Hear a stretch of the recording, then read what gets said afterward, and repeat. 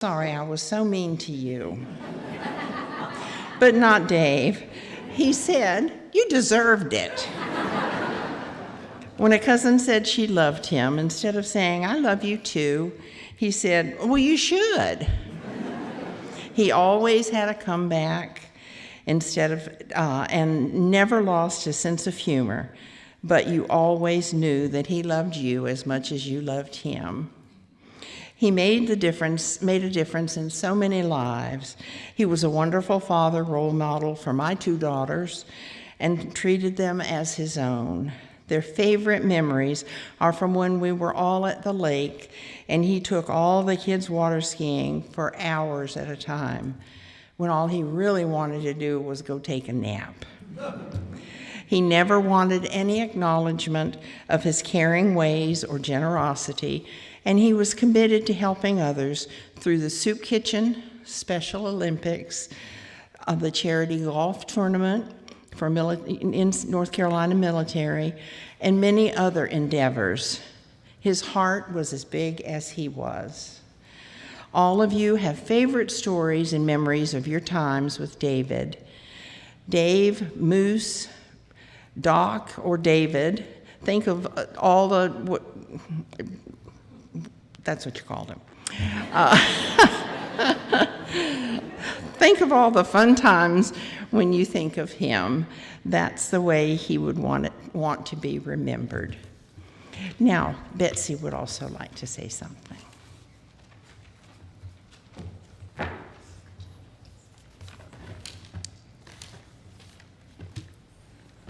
I can't see. We have arrived at the day that we all prayed would never come. We have struggled to figure out how to say goodbye to such an amazing dad, but cannot complete that in the 30 minutes we are allotted by him to get it all done. Anyone who knew Dad knows he hated funerals, really hated them. So to honor him today, everyone needs to watch the time, pointedly look at Mom when it reached 30 minutes and begin squirming in your seat. That's what he would be doing. Our dad was larger than life. He had so much love in his giant, flawed heart, and everyone who knew him felt it. He was the cool dad, intimidating at first glance, but so approachable. He could just figure out what a person needed to feel at ease. His wit was unsurpassed, and he teased everyone equally. No one was immune. Somehow, he delivered his humorous jabs so that they felt loving and reassuring rather than mean-spirited, although Aunt Carol may remember this differently, but we digress. When we were upset or needed something, he was always right there. He always tried humor first, but when that did not work or life got too tough, he would shed tears with the best of us. He was always so proud of us and was not afraid to let us know it. We were good enough, and we realize now what a gift that was. His favorite role was being Poppy, and the kids all knew it. Once again, he loved unconditionally, teased when he could, cried when appropriate, and loved nothing more than family time.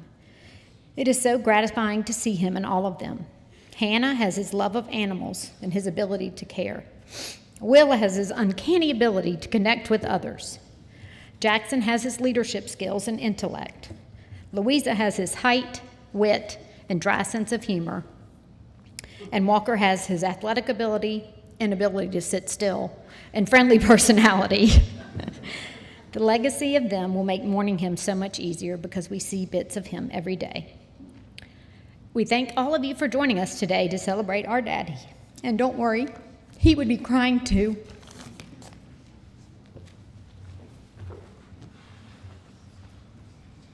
Katie wrote that. Yeah. I forgot that part. That's all right.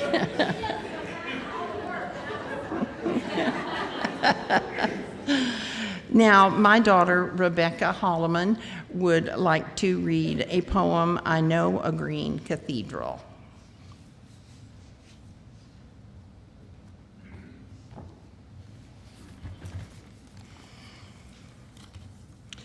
I know a green cathedral, a shadowed forest shrine, where leaves in love join hands above to arch your prayer and mine.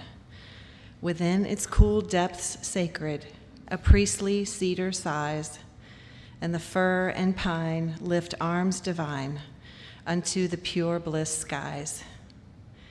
In my dear green cathedral there is a flowered seat, and choir loft and branched croft where songs of bird hymn sweet. And I like to dream at evening when the stars its arches light, that my Lord and God treads its hallowed sod in the cool, calm peace of night.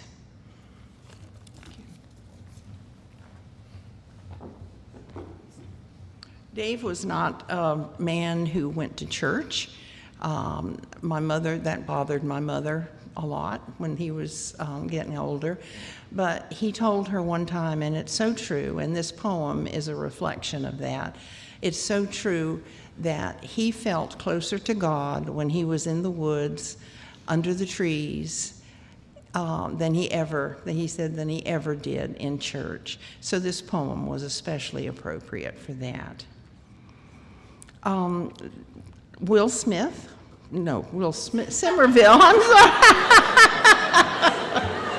Flap.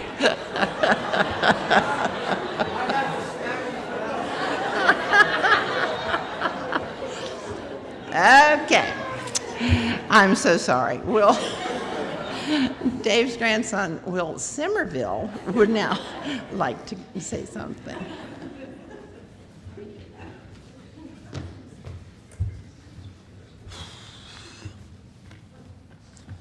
To us, Poppy meant the world. He was a hero in our eyes. Sure, he played in the NFL and became a great vet, but what really made him our hero was his ability to bring love and laughter to any situation. He was our Poppy, and that's all we needed. Whether by driving the boat around and around the island or by texting or calling whenever we needed it, he was always there to make us feel important and loved. In the verse Matthew 7, Jesus said, "Everyone who hears these words and puts them into practice is a wise man who built his house on the rock."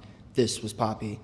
He was our wise man and taught us how to build the house on the rock, and his example has helped us to overcome challenges and prepared us to have strong, loving families in the future.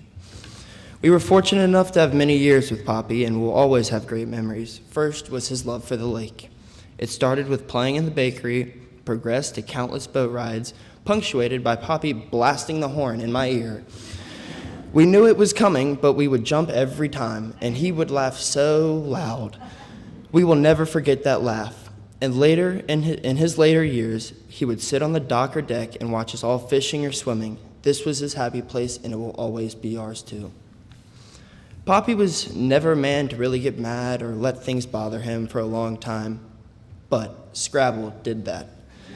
He and Hannah would play hundreds of games, and he never beat her, not once. Poppy was so determined to beat her that they would play for hours, and every time they played, he had you thinking this was the one. And Hannah would play a crazy word out of absolute nowhere, and he would lose his mind. It was almost like he was back on the football field. There were other things about Poppy that never changed. His love for the radio station 60s on 6 and Western TV shows. We didn't ride in the car with Poppy all that often, but when we did, 60s on 6 was on. I will never forget the one time I got him to change the radio station. I was on the way to the lake and it switched to hip-hop. Needless to say, he was not a fan. The words I cannot repeat.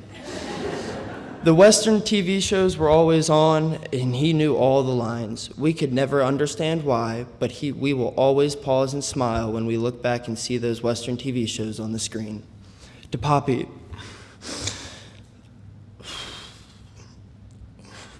thank you for being our rock.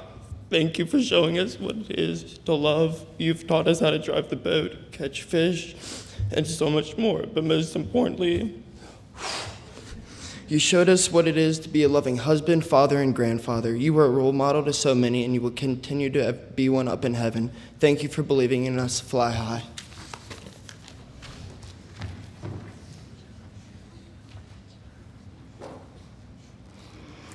Amy Lewis would like to say something.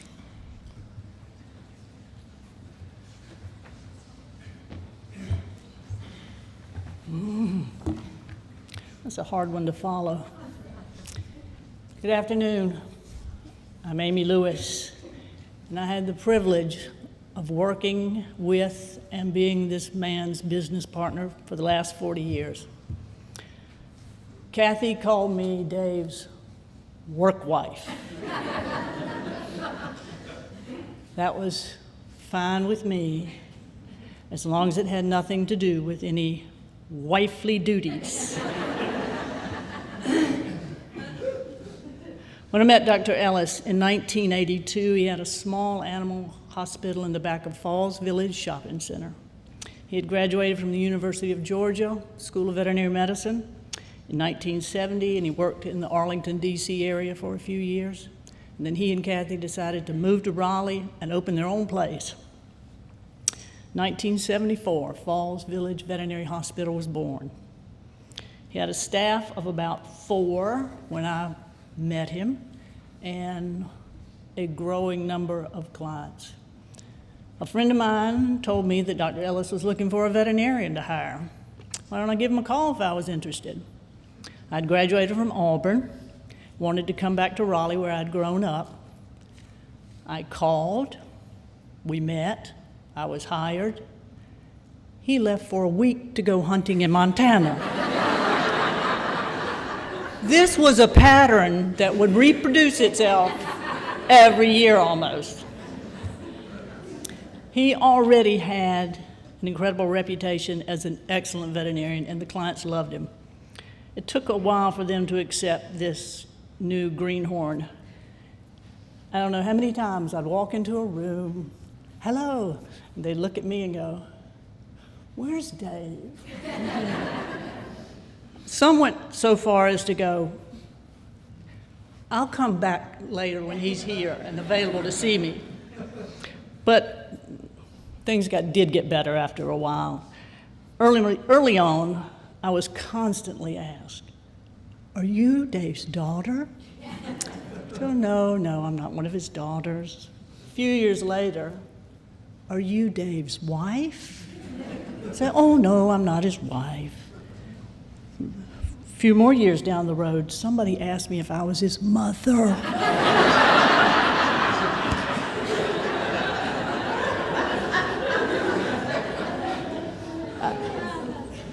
He did have a wicked sense of humor, and he loved to pull tricks and tease not only family, but clients, the staff, anybody.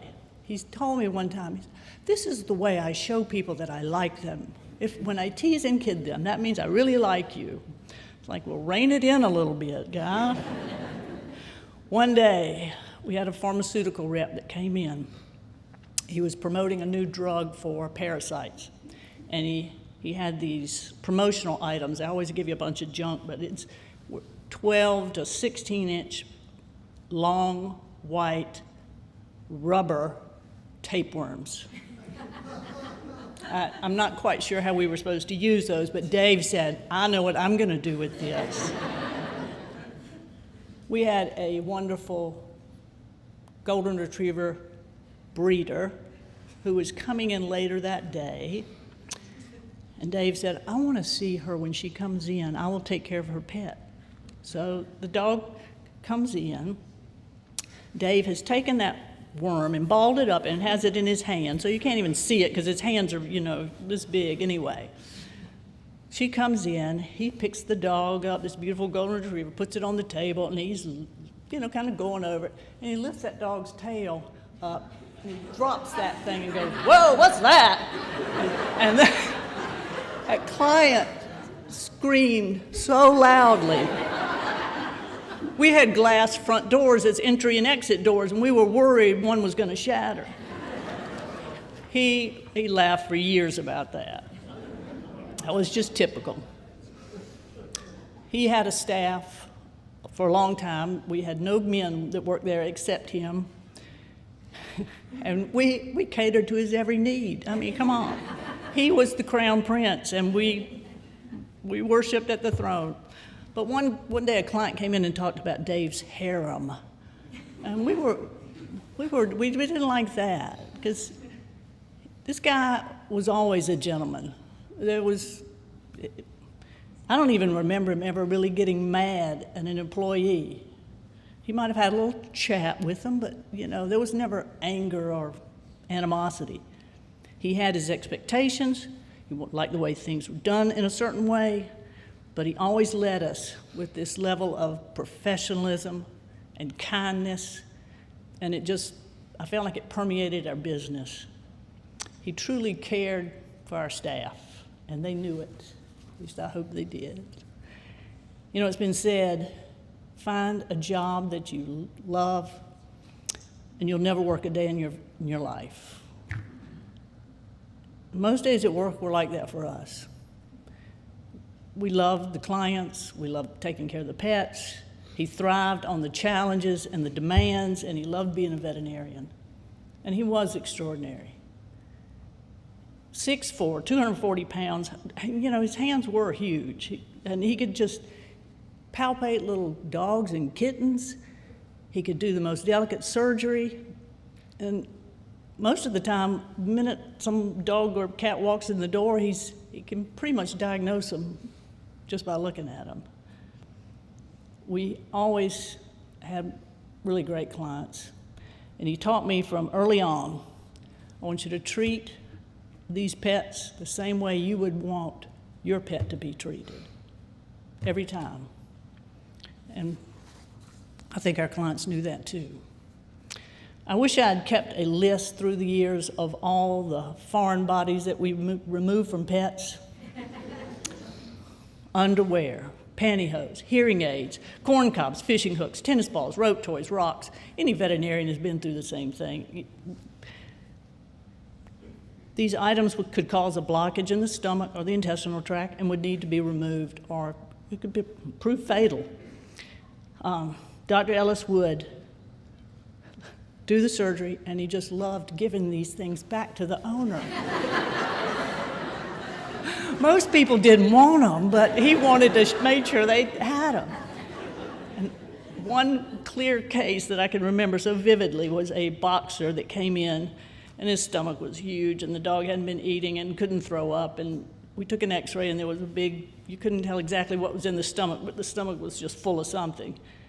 And Dr. Ellis goes in there and does the surgery, gets these things out, and there's 7 pair of Victoria's Secret underwear.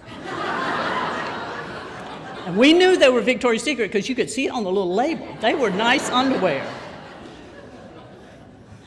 So the next day, the lady comes to pick up her dog. Dave takes out all these underwear, says, "Look what we have. You want them back?" That lady looked at those underwear. "These belong to my 16-year-old daughter, who leaves them all over the floor in her room. She's going to pay for this surgery." So every day was fun. What stays with me most about my years of veterinary work with Dave Ellis was the bond we shared doing the job we loved, taking care of clients, taking care of their pets, having a workplace where our staff had fun, knew that they were well loved too.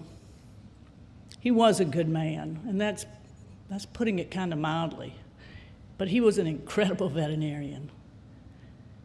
I was blessed, lucky, privileged, you can use all those words, to call this guy my dear friend and business partner.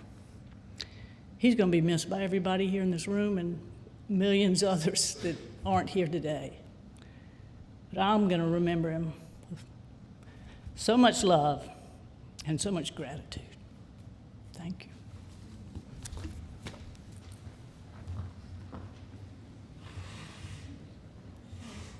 Ken Eiler would like to say something. Is Ken? Yes.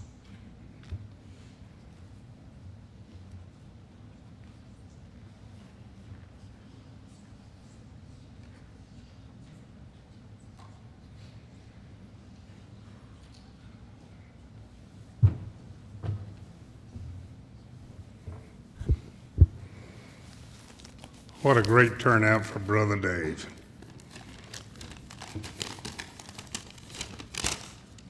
I never use notes, but I'm afraid to not have them today. Kathy, Katie, Betsy, Tom, Bill, and 5 wonderful grandchildren. You were what Dave was about. He loved y'all. His whole life revolved around y'all and what was best for you. Kathy, thank you for lending Dave to us, to let us take him fishing and hunting and playing golf and goofing off and doing boy things. We all loved his attention. And if I can hold it together, I want to tell a few anecdotal stories of our 50-some years together. We both went to NC State, both majored in pre-vet. Never had a class with him, never saw him other than on the football field. I was working 3 jobs and trying to get my grades up, and he was so damn bright. He was playing football and photographic memory and all, off he went. But back then, 10 of us every year got to go to the University of Georgia, the veterinary school. And he was one of the 10, Jimmy Barwick, who, praise God, is with us today. Jimmy and I studied together and worked together at State, and we were roommates at Georgia. And we lived in a dump. I mean, kids, y'all don't know what a dump is. But Dave moved down, of course. We met Dave right off and liked him, and Dave had a brand new Chevy Caprice and a checkbook that said Dave Ellis, Baltimore Colts. I'll never forget it. Hell, they funded it. They said, we'll pay for your veterinary school if you'll play ball in the summer.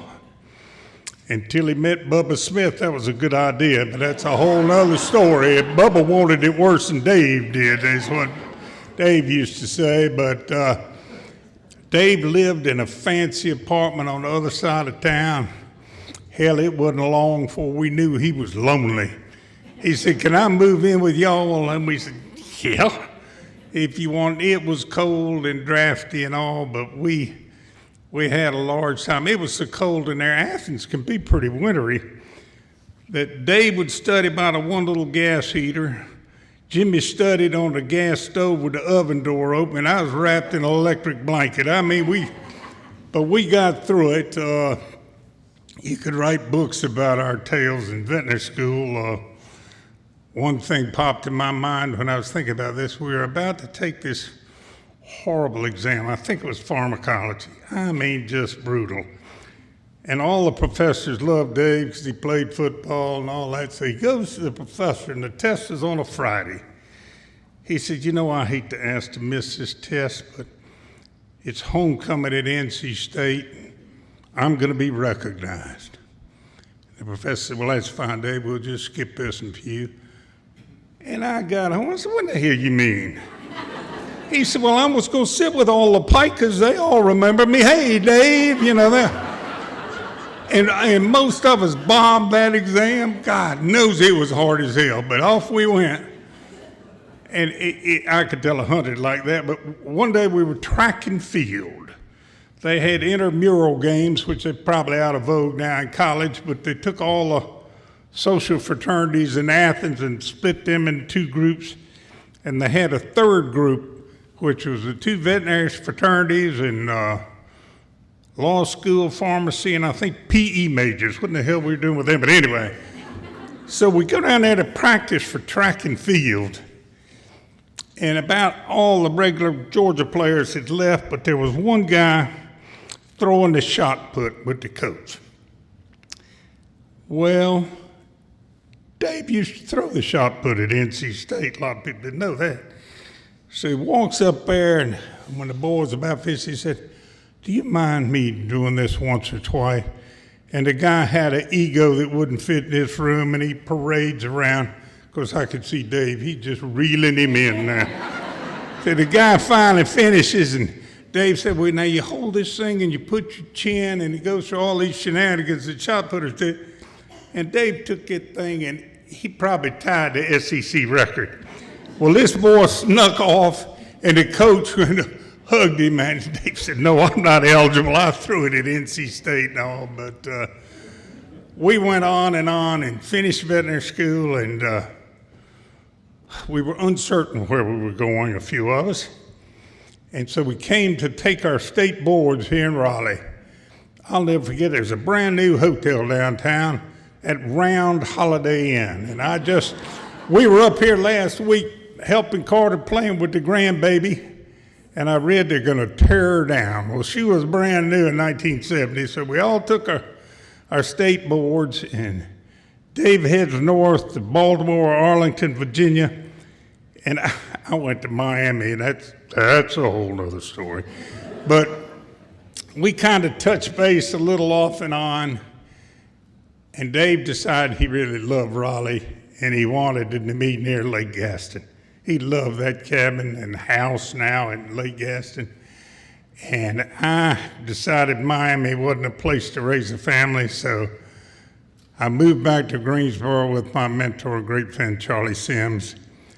And Dave and I reunited, and Jimmy and Skipper Johnston. Skipper's a great hunting friend of ours, and Skipper, I hope he was unable physically to travel, and I gave him all the Skype instructions, which there's a 1 chance in 20 he's watching this now, and I didn't give him that chance. But anyway, so we started duck hunting down at Matamesquite in Fairfield, and we did that, I don't know, 30, 40 years. We loved it back and forth.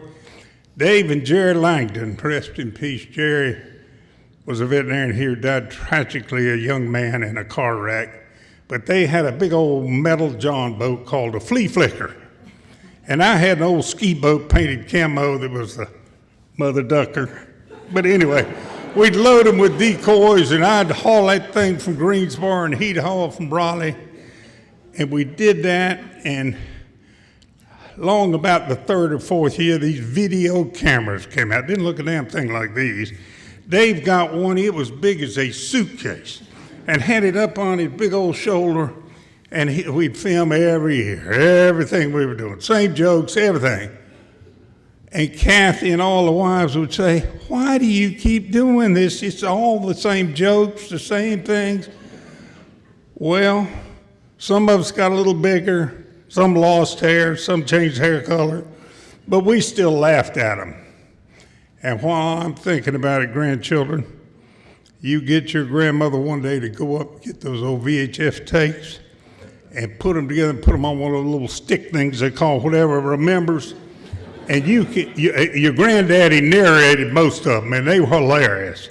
And you can watch your granddaddy till the cows come home and laugh at the same jokes and stuff we did. But halfway through that, Dave's had some friends here that went to Freeze-Out Lake, Montana to duck hunt. And we said, well, hell, that sounds good. We ought to go to Freeze-Out Lake, Montana. So off we go, Jimmy and Skipper and Fred Adams, and I went, and then we had a variety of other people. We'd take our dogs, our guns, ship decoys. We went out there and hunted with good research project, Hutterites, they're called, which they're like ultra-conservative Mennonites, and they live in colonies and just delightful people. They live in the 1800s and farm in the 21st century. They're very efficient farmers and great people, great sense of humor. We hunted with them, and we hunted partridges and pheasants, and we walked with the dogs, and we enjoyed that. And long and behold, after about 14 years, Father Time began to take his toll on all of us, and we retired from that. And we were winding down in Hyde County, and I retired a little bit before Dave, and Robin and I built a house on Harker's Island, which is right off Morehead City in Beaufort, and had my boat slip right out back with a lift, and I bought a 20-foot center console and fell in love with saltwater fly fishing. My neighbor was as good as anybody's ever been. And we would fish for little bluefish all the way to big sharks. And I'd go every day. Well, I got Dave down there a time or two, but he and the ocean never saw eye to eye. He was uncomfortable, I think, part of it was he was a gifted athlete, but I don't think swimming was his strong suit. In fact, way back at NC State, you used to have to take a swimming test. It didn't matter who you were. And they'd line us up. You had to swim across, and either you were beginner, intermediate, or life-saving. No other options. Well, Dave, God, he said, I'll never make it across there, and I ain't got time to take swimming lessons, football, and all. So he figured out which line, about 30 line, to get into when it was about, well, probably waist deep on me, or chest deep on me, waist deep on him. And it was foggy in that room and splashing and all. He gets in there wailing. He walked across that damn pool doing that and passed his swimming test. And I mean, that is Dave Ellis to the T.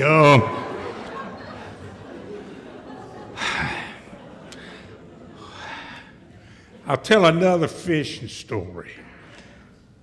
He did love to freshwater fish. And my partner down there, my fishing buddy, was raised in Roanoke Rapids on the Roanoke River, right down Weldon, which drained from Lake Gaston near his old house on the lake. And we would go up there and catch shad just about this time of year. And the shad is an Andromedas fish. He lives in the ocean, and they migrate up the river and spawn and come back down. Well, it is more fun on an ultralight fly rod. My partner used to say it's the most fun you can have with your clothes on. It was just a hoot. So my wife had a little 15-foot Boston whaler, and Chuck had his flats boat. So we met Dave and Carter up there, and Chuck, my partner, took Carter, and I took Dave. And Weldon has this beautiful ramp. You can launch your boat. It's easy. A few rocks, you go downstream to catch fish. But the good fishing's upstream, and there are rocks and waterfalls and turbulence. Of course, that's where Chuck wanted to go, and Chuck knew every rock in that river, or I'd have never followed him. We get down there and fired it up. Dave said, where are we going? I went, up the hill. He grimaced, so we took it wide open, and you're dodging rocks, and we shot right up there, and Dave's eyes were like that. We get up there and anchor and start fishing. He said, now, I have to leave. I've got a bowling banquet. I went, oh, that sounds important. But it had something to do with bowling. And I knew he bowled. And those of us old enough, remember going to the bowling alley, you got those multicolored shoes, had your size on the back of them. Well, Dave couldn't find any bowling shoes back when he was in the league here. He had to buy them on eBay. He got a pair that had 17 on the back. I can see baby here. So anyway, he's all worried about that, but we got to catch it fish. And he caught, I don't know, 40 or 50, but Carter's over there dialed in. He got time, we kept watching. He got to 98. And we had to go. So through the years we've laughed, but it's a better story at 98 than it would have been at 100. But Dave enjoyed that. We love that man. I don't know what I'm going to do without him. We talked all the time, but we talked more about family and life. And several years ago, I got this horrible malignancy, and it looked like I was going up the Rainbow Bridge. And we would talk and say, you know, what a wonderful life. We practiced veterinary medicine, which is all we ever wanted to do, and we were good at it, and had fun, and we talked. And then lo and behold, the University of Michigan, some experts up there, and I was commuting from Harker's Island, which is a tough slog, and now some new ones at Chapel Hill. They've got me in remission, and hell, here I am talking about Dave. And I was supposed to be out of here years ago, so life is never fair, and you can't predict life. But I tell you, Dave, I'll see you on the other side. I tell you, the God of my understanding has welcomed Dave with open arms, and I bet you he's got him chuckling. So I tell you what, if I make it, I'm going to bring a couple nice dogs with me, a couple fly rods, and we'll pick up where we left off. Rest in peace.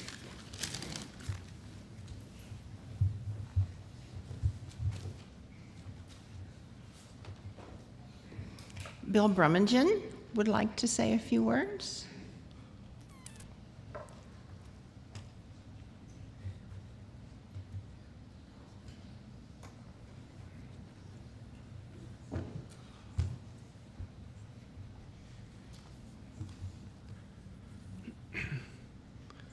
First, Kathy, Carol, Katie, and Betsy. I commend you, ladies, especially for your labor of love over the last 4 or 5 weeks. I'm a latecomer to the ranks of friendship with Dave. We met on the golf course at TPC Wakefield. Our friendship was unlikely. Dave the extrovert and me the introvert. As in most of my personal relationships, Dave talked and I listened. Marianne and I met Kathy sometime later while exiting a movie theater, and we were invited to join them for dinner. For Marianne and me, this was the start of a very meaningful friendship. Sometime during the initial phase of my friendship with Dave, I mentioned that I had been attending the Raleigh Sports Club's weekly luncheon, and this renewed Dave's interest to attend on a regular basis. From that point on, we attended weekly from September through March for over a dozen years. We never heard a bad speaker, and we thought the food was great. Mostly healthy, fried chicken and barbecue. While riding to and from the weekly luncheons, Dave's stories flowed about football, wrestling, hunting, boasting about his grandchildren who he dearly loved and adored, and any number of topics.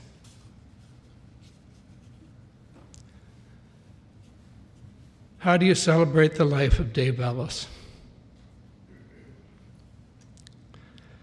First, you wear your maroon corduroy blazer, which he jokingly admired whenever I wore it. Then, according to Jim Burns, a golf and book club friend, you think big, really big. He was a big man, had big hands, big feet, a big smile, a big sense of humor, and a big heart. To me, he was bigger than life, both physically and intellectually. As we all know, Dave had hundreds of friends who thought highly of him as a kind, big-hearted, intelligent man with a big sense of humor who dearly loved his family and influenced many people who knew him well. A mouthful, but true. I learned that Dave, as a youngster, was intrigued with any kind of animal, carried snakes in his pockets to his mother's dismay, had as many different pets as his parents would allow. Some that he brought home were even disallowed and had to be returned to the woods. He set an early goal to make it a career to care for animals. Dave loved animals and seemed to be born to be a vet. And in turn, I'm told, the animals seemed to love him. John Sekersher, a neighbor and also a golf and book club friend, believed Dave could walk into a pack of wild dogs and be welcomed. He excelled in wrestling and football as a teenager and was recognized for and offered scholarships by several Division I universities. Some of my favorite stories. In high school, Dave got tired of pushing the blocking machine each day in the Arlington, Virginia's August heat. So he borrowed some tools and solicited a couple of teammates to help him disassemble the machine. The next day, the coach huddled the team at the center of the practice field. "Ellis," he barked, "you have 1 hour to restore that machine." Dave said he threw his arms in the air as if to say, "Why me?" but immediately left the field to retrieve his tools. One of his first campus invitations was to Chapel Hill, UNC. He met with the athletic department and football staff, presented his resume and playing films, and left without a scholarship offer. While in the Raleigh area, he decided to venture over to the North Carolina State campus, uninvited, knocked on a few doors, presented his resume and playing films again, and left with an offer. The rest is history. He excelled at State and immensely enjoyed the yearly rivalry between the Wolfpack and the Tar Heels. In recent years, he enjoyed the banter with Jimmy Weathers, a UNC grad, whenever the two teams played. As a college freshman, Dave was required to take military ROTC. All of the trainees were issued uniforms except for Dave. Due to his physical size, they couldn't find anything to fit him.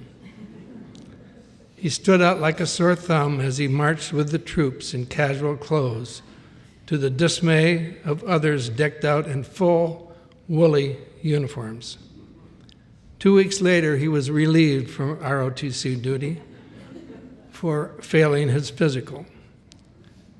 And of all the reasons, his flat feet.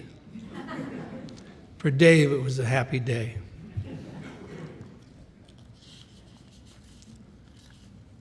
After State, Dave was drafted by the NFL Baltimore Colts. By the way, at that time, he was the team's heaviest lineman at 265 to 270 pounds. He played in a preseason game against the New York Giants. His assignment on several plays was to block the middle linebacker, an aggressive, quick, future Hall of Famer by the name of Sam Huff. Dave joked by saying he never was able to even get close to him, let alone block him. We shared many interests and activities that included golf, semi-annual Ryder Cup golf matches, bowling, reading Western novels, our book club as soup kitchen and Special Olympics volunteers, movies with our wives followed by dinner and Pinot Noir, and especially sports and politics. As you may know, Dave was very competitive. Success on the golf course was measured not by his individual score, but by how much lunch money was earned with skins in his team's score. During our annual couples bowling league, Dave and I wagered a standard $1 per game bet, payable with ceremony at the end of each of the 3 games. Simple but meaningful and fun for both of us, along with some of the bowlers who enjoyed following our game-by-game progress throughout the evening. One of us left that evening on a high, the other on a true downer. While visiting him at Transitions Hospice, the subject of bowling came up, and I told him I never really minded coughing up $1 to him when I lost. His response was, again with a smile, "Well, you never showed it."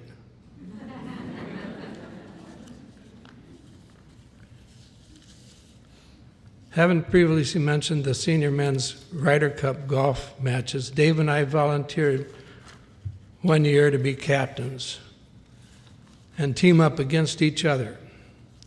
After making all the necessary arrangements for the long weekend, we had to pick our teams. Each team was identified by a certain hat color. Dave's team was identified, of course, with red hats. I had a very analytical approach to selecting my team. Dave chose his team based on who he thought would have fun together, a typical Ellis strategy. The final score was very lopsided in favor of the Ellis team.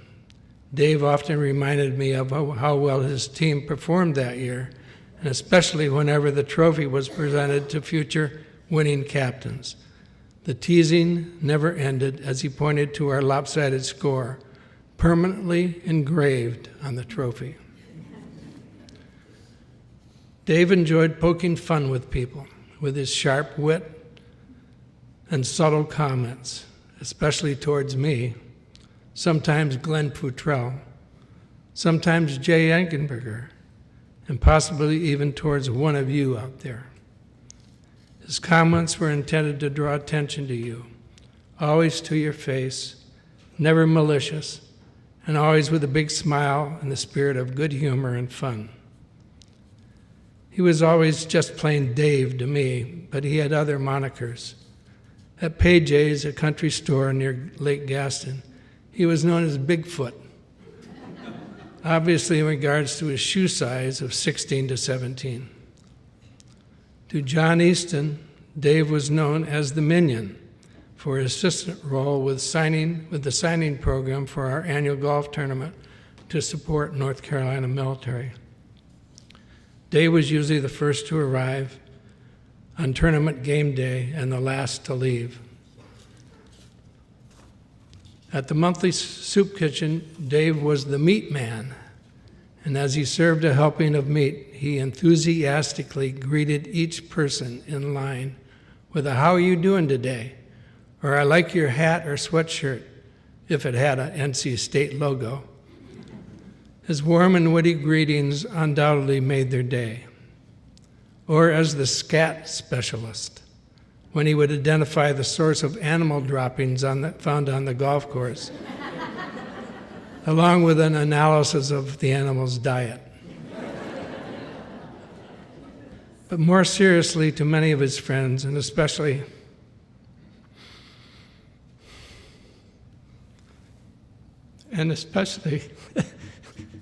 at the country club at Wakefield Plantation, he was simply known as Doc, the one and only Doc.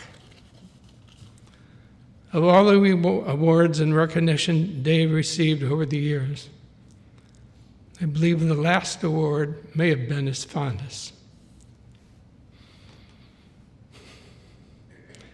Dave was honored in 2021 as the Man of the Year by his peers of the Wakefield Senior Men's Golf Association. This was the most deserving honor and recognition of Dave's contributions to the organization's overall mission as stated in its bylaws. That is, first, to promote fellowship through golfing activities. Fostering fellowship was certainly one of Dave's specialties. And second, to contribute to the community and the military through charitable works. Fulfilling charitable works was definitely one of Dave's passions.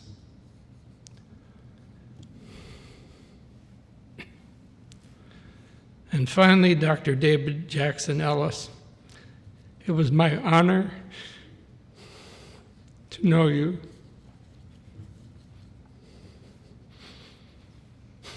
Rest in peace, my special friend. You'd done well.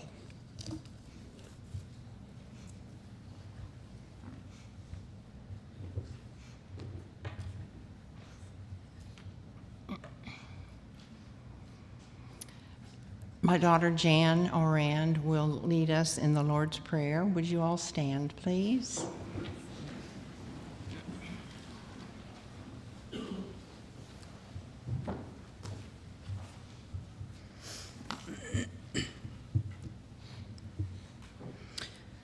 Our Father, who art in heaven, hallowed be thy name. Thy kingdom come, thy will be done, on earth as it is in heaven. Give us this day our daily bread, and forgive us our trespasses, as we forgive those who trespass against us. Lead us not into temptation, but deliver us from evil.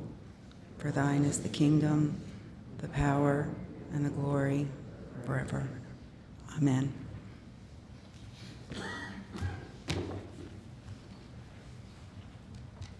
Where's Jennifer? Jennifer? Oh, there you are. So we're just going to sing the first and second and last verse to honor the interest of time, I think. And you can sing along with me. All things bright and beautiful, all creatures great and small, all things wise and wonderful, the Lord God made them all. Each little flower that opens, each little bird that sings, He gave their glowing colors, He made their tiny wings. All things bright and beautiful, all creatures great and small, all things wise and wonderful, the Lord God made them all. The purple-headed mountain, the river running high, the sunset and the morning that brightens up the sky. All things bright and beautiful, all creatures great and small, all things wise and wonderful, the Lord God made them all. He gave us eyes to see them, and lips that we might tell how great is God Almighty,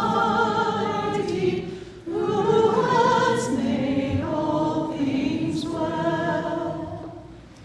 All things bright and beautiful, all creatures great and small, all things wise and wonderful, the Lord God made them all.